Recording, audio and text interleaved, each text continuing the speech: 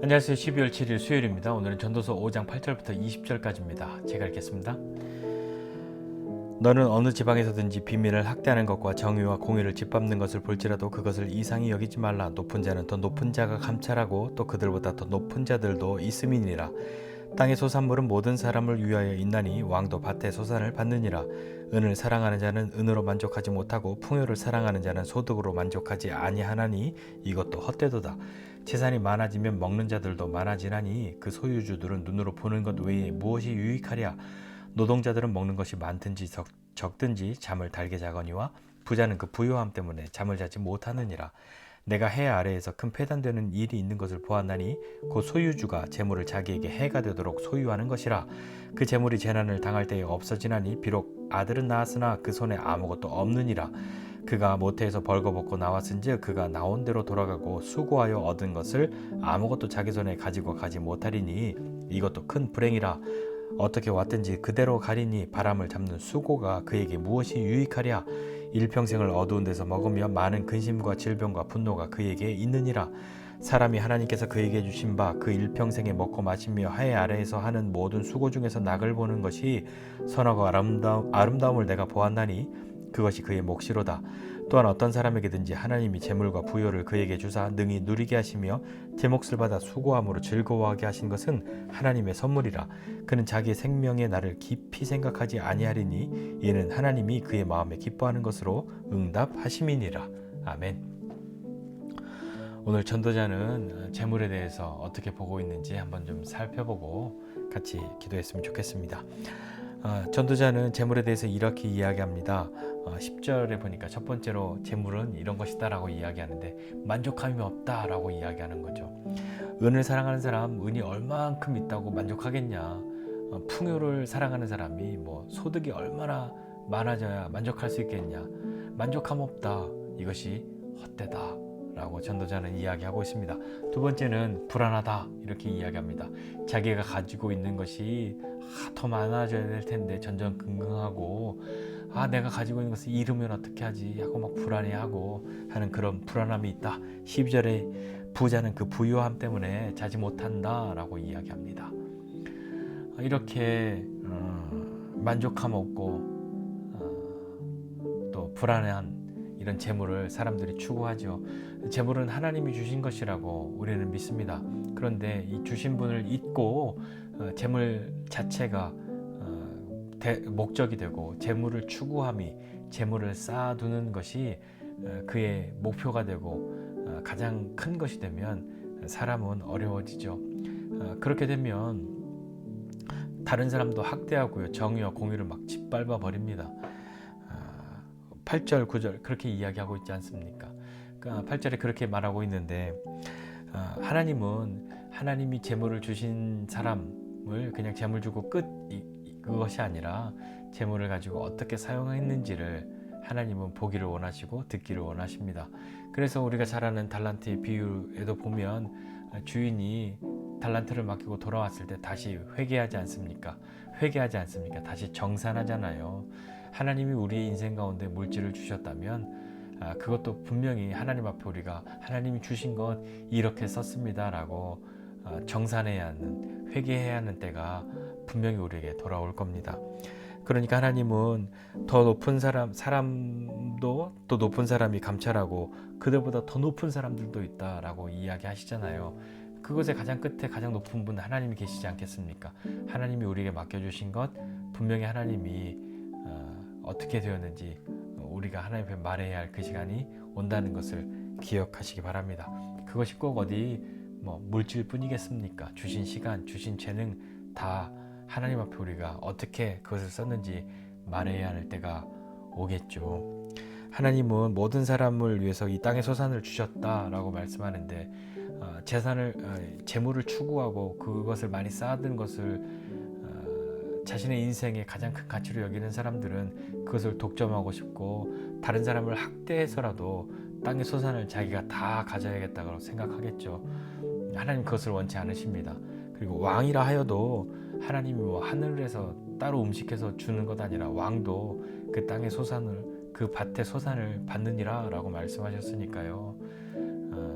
하나님께서 허락해 주신 것 그것에 과하지 않고 주신 대로 써야 하는 것이지, 그것을 소유하고 축적하는 것에 마음을 두기 시작하면 우리는 하나님을 잊기가 쉽습니다. 그러니까 13절에 보니까요, 전도자가 내가 이 땅에서 진짜 고통스럽게 보고 있는 것이 있는데, 그게 뭐냐면 사람이 재물을 자기에게 해가 되도록 소유하는 것이다 라고 이야기합니다. 재물을 해가 될 정도로 소유하게 된다는 그 말 속에, 재물을 주신 분은, 맡겨주신 분, 우리 청직이라고 이야기하잖아요. 하나님이 나에게 맡겨주셨는데 그 맡겨주신 분의 뜻에 기쁘시도록 써야 하는 것이 청지기의 사명일 것인데, 이건 내 거야 하고 자기가 소유하는 거에 모든 관심을, 모든 것을 몰두해 있다면 맡겨주신 분도 있는 거죠. 그게 해가 될 정도로 소유하는 것 아니겠습니까? 그렇다고 해서 그게 뭐 영원합니까? 사람이 유한한데요, 자기가 가진 것이 어떻게 영원할 수 있겠습니까? 14절에 보니까 재물이 재난을 당할 때 없어진다. 재난 당하면 다 없어질 것이고, 그리고 계속해서 이야기하죠. 아들을 낳았는데 그 손에 아무것도 없어 라고 말하는 건 두 가지로 생각해 볼 수 있겠죠.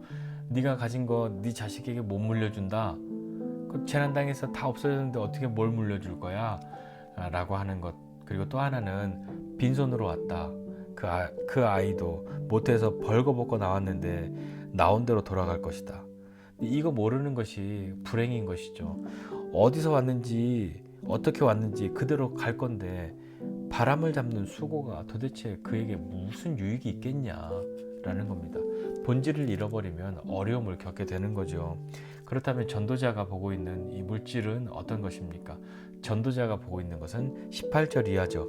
18절 이하에 보니까 사람이 하나님께서 그에게 주신 그 일생에 먹고 마시고 해 아래 사는 모든 수고 중에서 낙을 보는 것, 그거 선하고 아름다운 거다.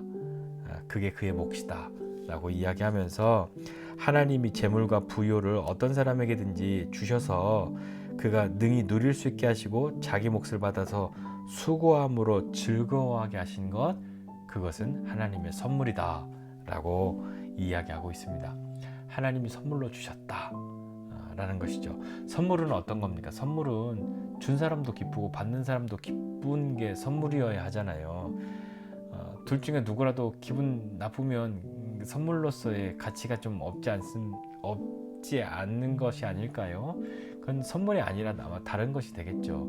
선물은 준 사람도 기쁘게 주고 받는 사람도 기쁘게 받아야 할 테니까요. 하나님께서 능히 누리게 하시고 수고함으로 즐거워하게 하신, 그렇게 해주신 그 선물이 하나님께도 우리에게도 기쁨이 되어야 하고, 더욱이 우리는 그것으로 하나님께 감사함으로 나아갈 수 있는 그런 사람이 되어야 하지 않겠습니까? 근데 우리의 영혼은요, 재물이 많다고 해서 영혼이 뭐 굉장히 건강하고 영혼이 충만해지고 막 그러는 것이 아니라, 하나님과의 거리가 가까우냐 머냐에 따라서 우리의 영혼이 어쩐지를 알 수 있게 되지 않겠습니까?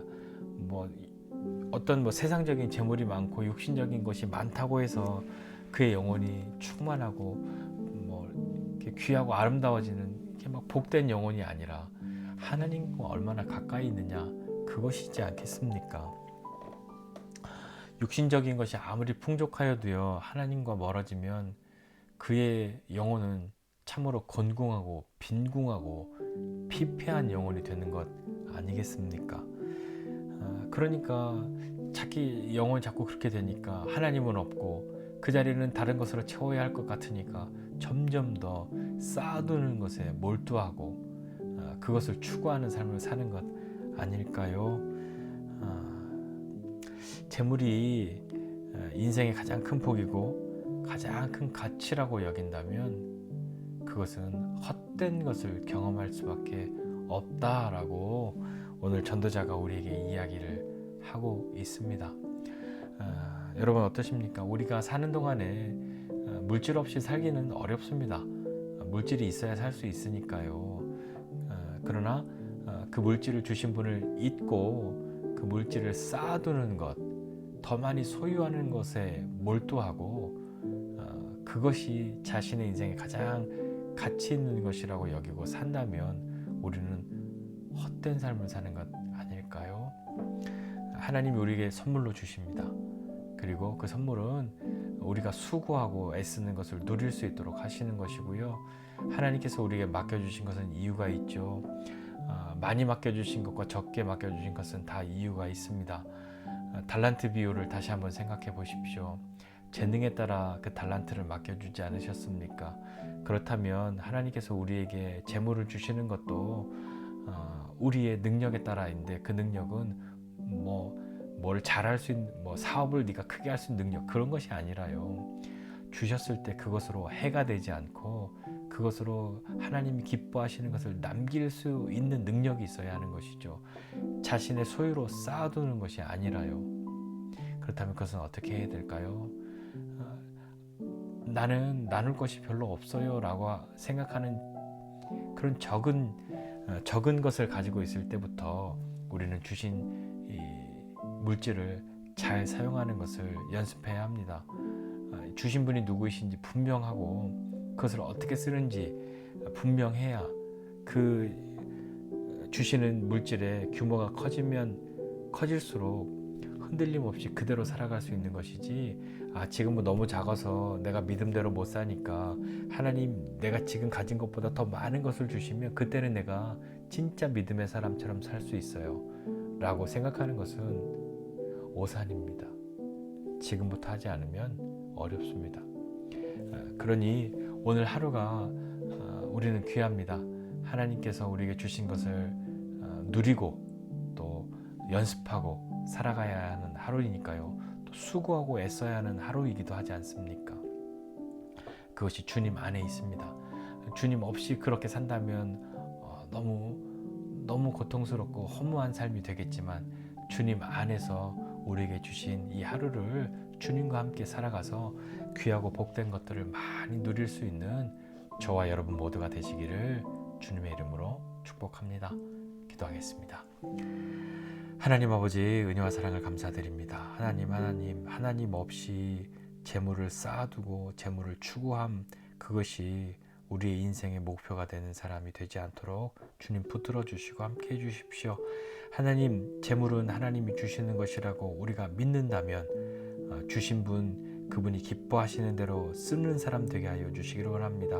하나님, 우리를 통하여 많은 하나님의 자원이 흘러가게 하여 주시고, 하나님께서 맡겨주신 것을 기쁘게 사용하고, 하나님이 내게 주신 것, 주님 저는 이렇게 주님을 위해서 또 이웃을 위해서 하나님 나라를 위해서 이렇게 사용하였습니다. 이렇게 썼습니다.